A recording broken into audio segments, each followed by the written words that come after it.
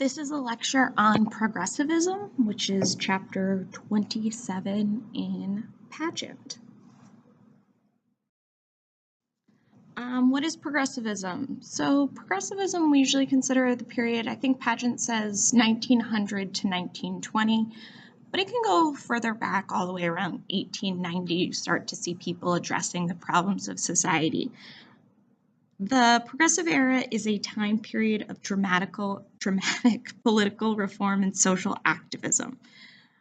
You want to know that progressivism is a series of movements. There is no one progressive leader and like a group that meets.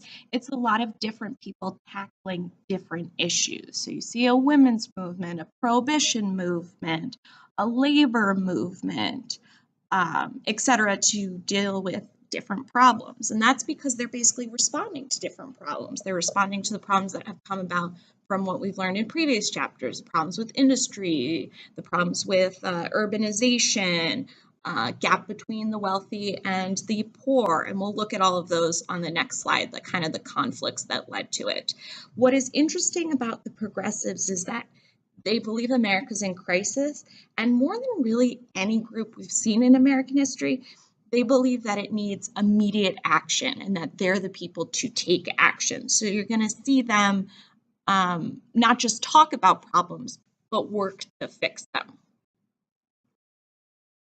Progressivism we really see early on at a state level, locals trying to fix their towns and then their state governments, and then it moves on to become more of a federal issue. We saw the same thing with populism, but unlike populism, progressivism never just moves to be a political party. It really is these smaller movements that work in their local area or kind of their specialty area. Progressives are really a reaction to the old way of doing things. That hands-off government, the laissez-faire economy, obviously isn't working for a lot of Americans, and so the progressives want to change that. So they're responding to all kinds of social issues. They're responding to tensions between management and labor, all those kinds of strike problems and big business. They're responding to that issue. So they're going to try and fix that problem. They're progressives who are going to address corruption in politics. They see too much big business influence. Still, we see patronage, problems with the rich controlling the government, particularly like this cartoon, which we've looked at before, showing the role of big business in the Senate. So you'll see progressives respond to that with the 17th Amendment or the direct election of senators. So they're going to find a problem and then really work on finding a solution. They're also going to work on the abuses of big business. This is a time period where you see trust busting, so stopping that big business power and corruption. They will deal with problems in the workforce, child labor, 8-hour workday, which takes them a long time to get, working conditions, safety, etc. And then you'll also see them responding to just like how poor Americans are.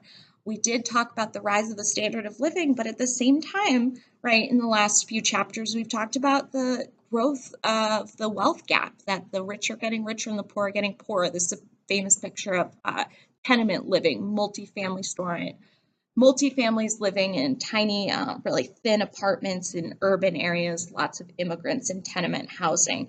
You also remember they're responding to economic problems. So we see poverty from the Depression, the Panic of 1893 leads to a lot of poverty, and so they're responding to that problem.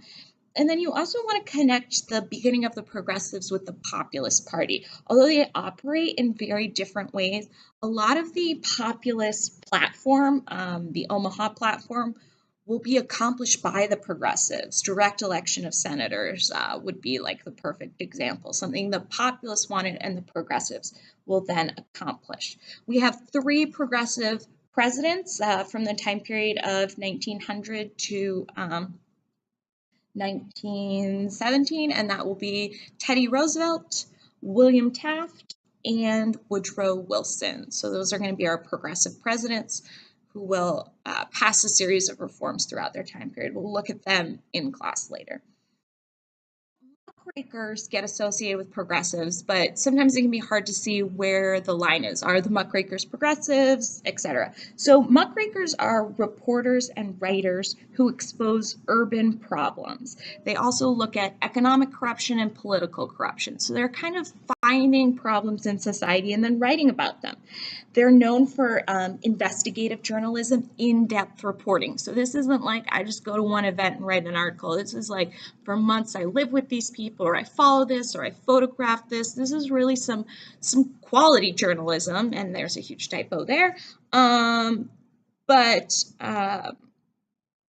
they're going to then print their exposés, what they find in mass media. So we'll see them in newspapers, magazines. Some go even further, publishing in books.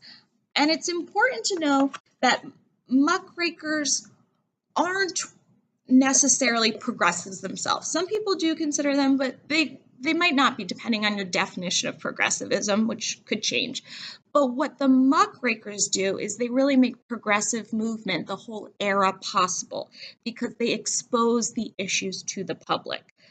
They let Americans see the problems facing America and they rouse them to action. They make Americans face poverty and corruption and call on Americans to then basically put pressure, political pressure, social pressure to action.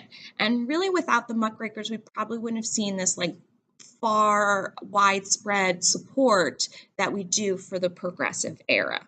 The name muckrakers, it should be noted, comes from Teddy Roosevelt. He once famously said, journalists were often indispensable to society, but only if they know when to stop raking the muck. You'll see all three progressive presidents have kind of like, especially Teddy, have like a love-hate relationship with muckrakers in that they do want to be progressive and they want to fix these problems, but they kind of wish they'd just stop reporting them and exposing them to give them more problems.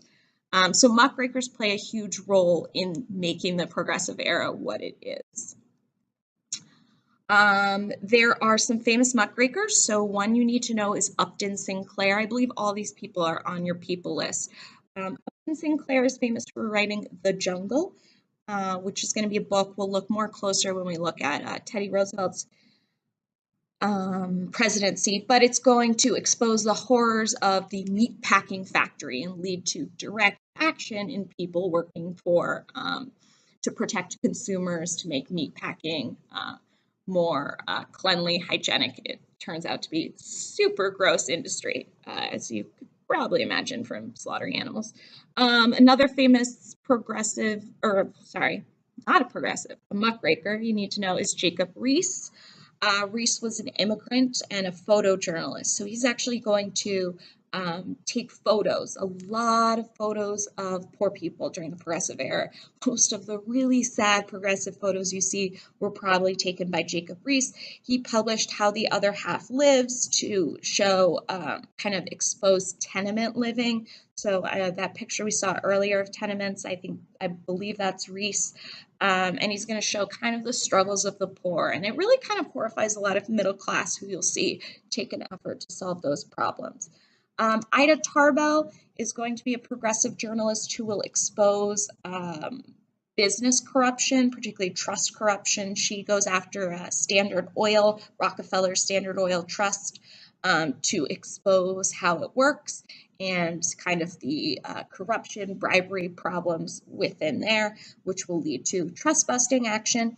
And then the last big muckraker you need to know is Lincoln Steffens, who wrote The Shame of Cities. He's going to talk about corruption in local politics, and we'll talk about how people react to his expose, particularly the new political reforms they make. I'll do that in just 1 second.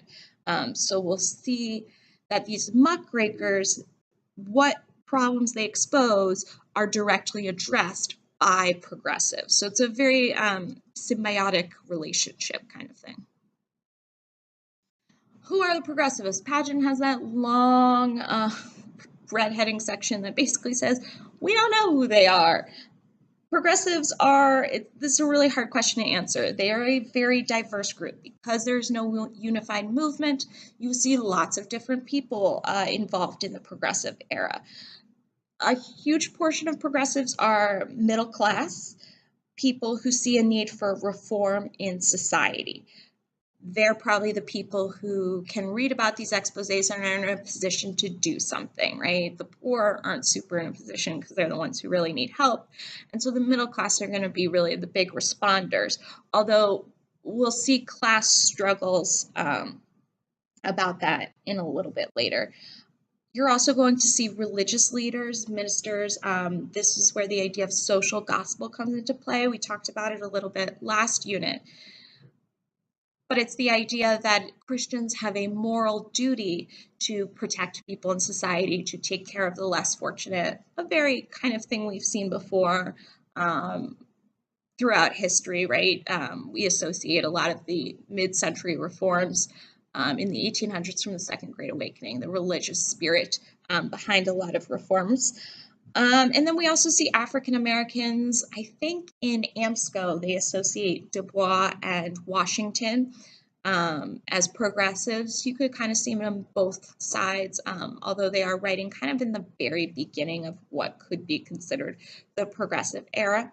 Progressives are different from early reformers. There's a big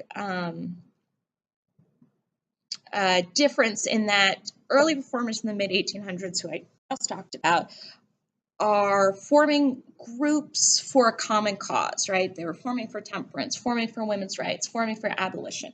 But progressives kind of build off that and take it a step further, because we're going to see much more action from the progressives. You're going to see, so you can draw connections, but you're really going to see that it's the progressives who are actually going to solve these problems, address these problems, right? They talk about temperance. They have a few blue law kind of situations.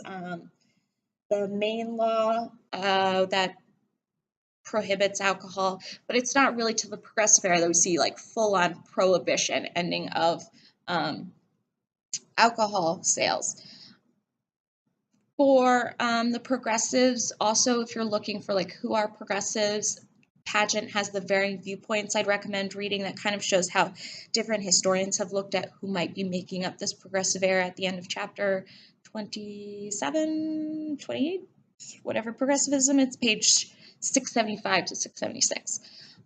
For what you should know about progressives, I would recommend knowing about all this diversity. As far as specific progressives, you're going to want to know some from each category. I'm going to break down political, economic, social, and environmental progressives, and you might want to know a few from each, but mostly you want to be able to identify progressive writing. If you see it on a multiple choice question from 1900 to 1920-ish, you might want to be able to think first, is this progressive? Obviously, not all will be, it's talking about World War I stuff, tanks, probably not relating to progressives. But you want to be able to say, like, oh, this is about corruption. Even if I don't recognize this person's name, I can probably associate them with the progressive movement. And then the last thing is that not all progressives are equal. There are different kinds of progressives. Because the movement is so diverse, they're going to use different methods to accomplish their goals. We see a lot expose, and then the people call on for change. So Upton Sinclair's The Jungle is a great example. He exposes the problem, the people call on change, and then we see Meat Inspection Act, Pure Food and Drug Act. But then you'll also see progressives kind of petition on a local level, and then you'll see some progressives really not make that much of a difference. So it really depends on the methods they're using and the power they have. Different progressive reforms. The political reform is really asking, how should the government represent the people more? Progressives believe that if the people are more involved in the government, have more of a role in government, that we can have more reforms. They believe the government would be key to reform. They're strong believers in democracies, and so one of the first things they try and reform is going to be the government. They'll get a lot of laws passed, some on a national level and a lot on state levels, and they will give the people more say. Particularly, they're going to look to weaken state senates. Remember, state senates had a ton of power. A lot of state senates elected a lot of the representatives to Washington, not representatives, senators to Washington, and they had a lot of power in those states. And political machines, political bosses are going to be kind of limiting their power. So there are a bunch of different things they passed during this time. We've got, and you might have heard of some of these, they come up a lot during election years, so just this past election. So one would be, you need to know all of these probably, and I've got a lot of them kind of on the side there. Initiative is going to be that the voters can propose legislation. So the idea that it used to be, right, only like the state government could propose it, and now it's the idea that people can put bills before the legislation. The referendum is going to be laws voters can vote on. I think one of the most common referendums we see today is marijuana legalization or decriminalization often gets put as a referendum. So that would mean that the voter can directly vote on the law. They're not just voting for the representative who makes a decision about the law. The law will be on the ballot and you check yes or no. I'm thinking that the meals tax, if you heard about it this past election, it was a local issue. I'm thinking that was a referendum, but I'd have to double check. Recalls are a big thing. It's the idea that the voters can get rid of an elected official. We do have kind of like court procedures earlier, we have impeachment processes, but we don't really have like you're doing a bad job and not representing us, so we can get rid of you. And the recall allows that. Great Parks and Rec episode theme on that. But it would be the idea that there's a lot of corruption in politics, and now the voters can take a stand to end that with the recall, getting them out of there. We have the direct election of senators. They were afraid that party leaders had too much power, that state legislatures had too much power. They were the ones originally, constitutionally, it was the state legislatures that chose the state senators. And remember, the senators were thought to be more powerful than representatives, and in a lot of ways they are. So with the 17th Amendment, which is going to be an actual amendment to the Constitution, right, because we have to change that, you're going to see that U.S. senators are elected by popular vote. Now your parents and later on you can vote directly for senators.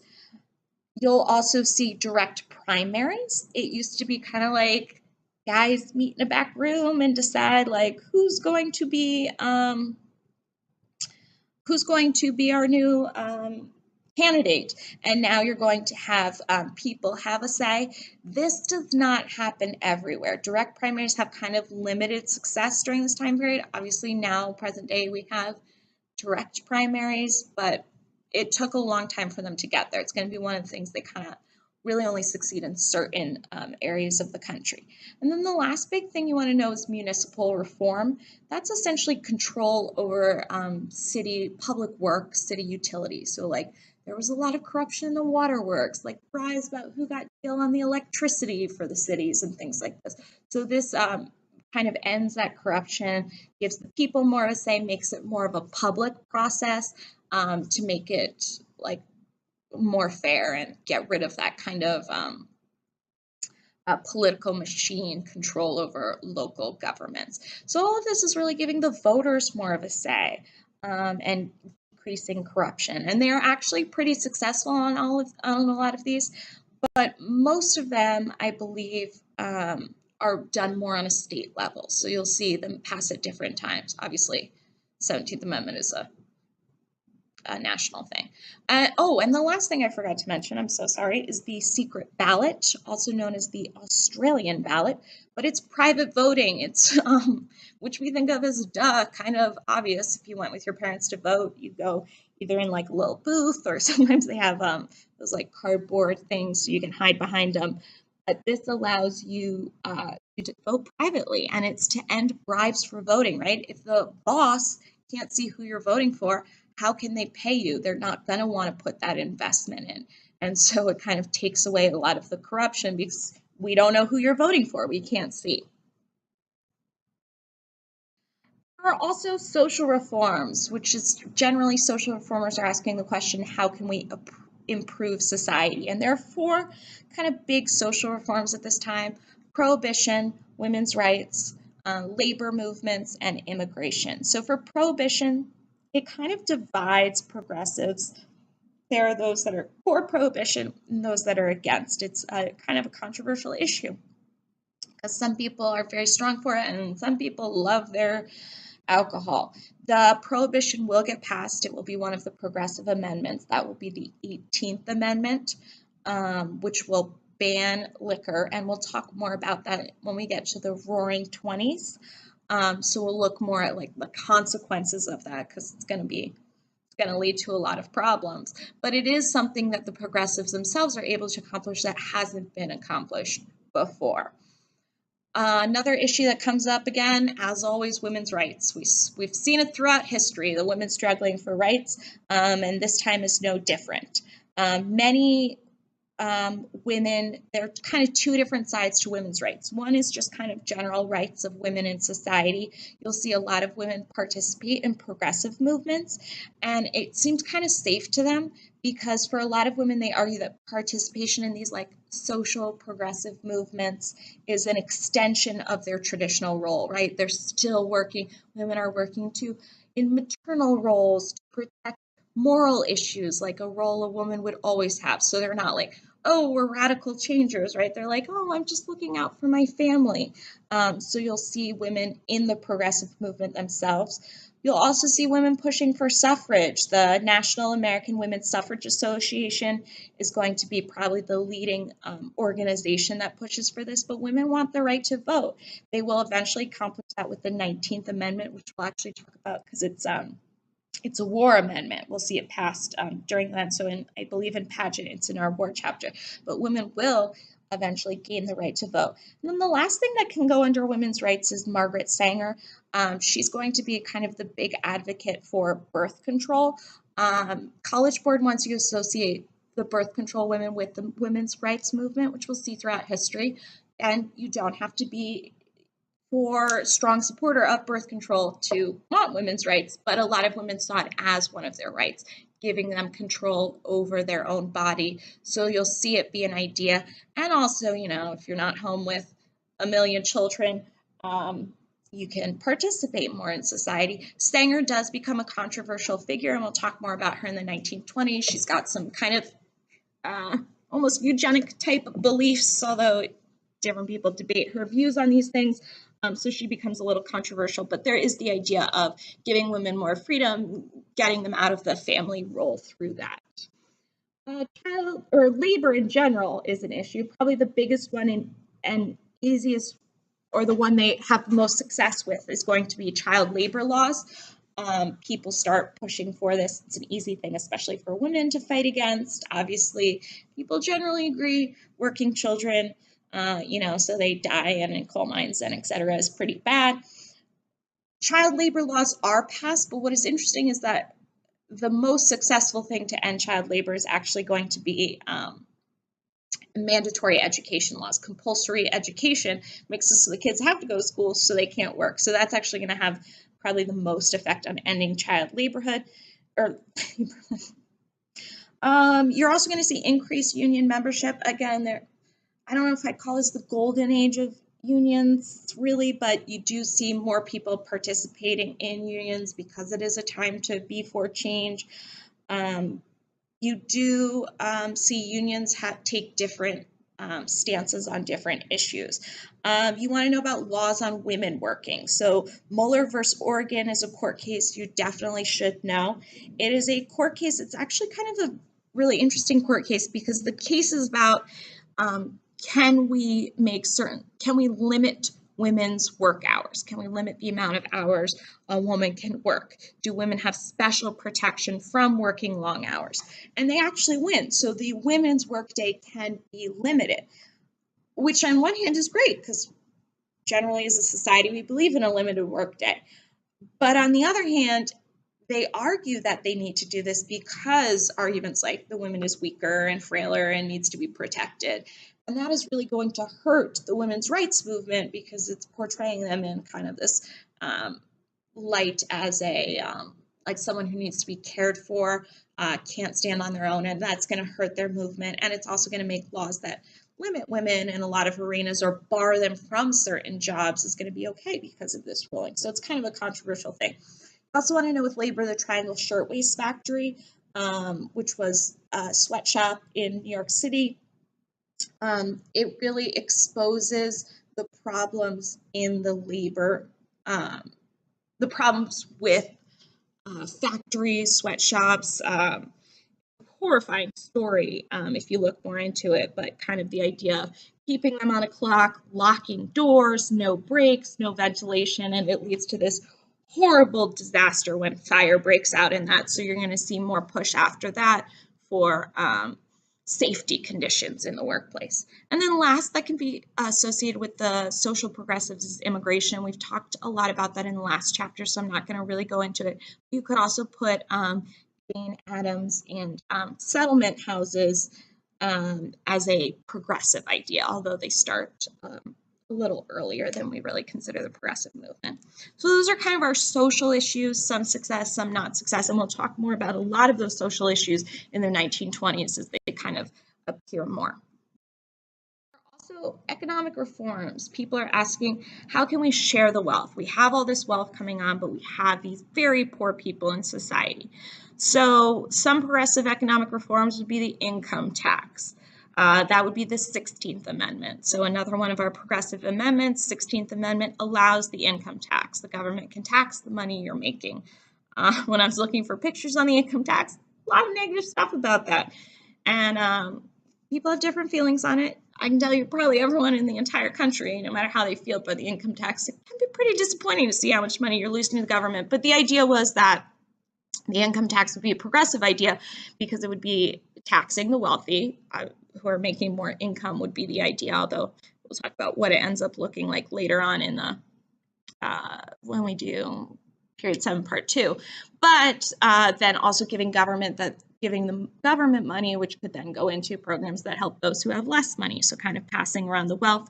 We'll also see trust busting, the idea of getting rid of these trusts that are leading to corruption. That would be like a direct response to Ida Tarbell's exposure of Standard Oil. And we'll talk more about trust busting because Teddy Roosevelt and then Taft, even more than Roosevelt, are going to be the big trust busters.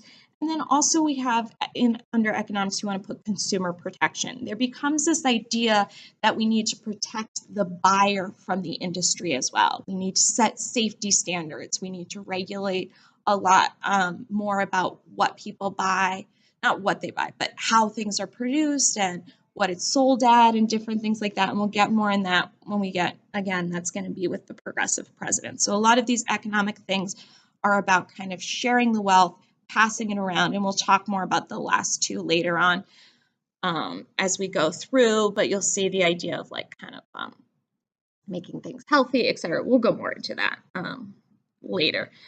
Then the progressive area, which some people put under economics, some people put under social, you can really kind of look at it from a different way, but it's environmental progressive reforms. And these people are asking, how can we protect the environment? We've seen a lot of environmental kind of exploitation. We saw that with our westward chapter and railroads moving out. We saw the decline of the buffalo. I'm totally blanking on the term for what it means to destroy the environment, which is super embarrassing. It'll come to me. But you need to know the debate between conservation and preservation. It was actually an SAQ one year. I think the first year they did they had a paragraph from conservation and a paragraph on preservation. So conservation is essentially the idea that we will use natural resources, but also protect them so that the natural resources are there for humans to use. We can use them as we need, but we can't exploit them. We can't destroy everything. Preservation is just do not touch them. You want to associate John Muir with preservation, the idea that we do not touch the environment at all, hands off. In preservation, nothing is touched. Teddy Roosevelt really pushes for conservation. He's going to use the resources, but he also wants to protect it. And under Roosevelt, you're going to see a lot of creation of protected areas. So Roosevelt himself creates the national parks. He does Newland Reclamation Act, Forest Reserve Act, National Conservation Commission. All of these are going to be ways of protecting the environment, establishing parks, putting areas where the environment can be protected in certain places. And he's going to have a lasting impact on that. Really, you should associate him definitely with parks. but definitely know the difference between the two. So those are big, I think that's it for our specific kind of progressive, what is it, and then the areas they work on. Next time I see you, we'll be talking about the specific presidents and what each president, kind of their role in this progressive movement.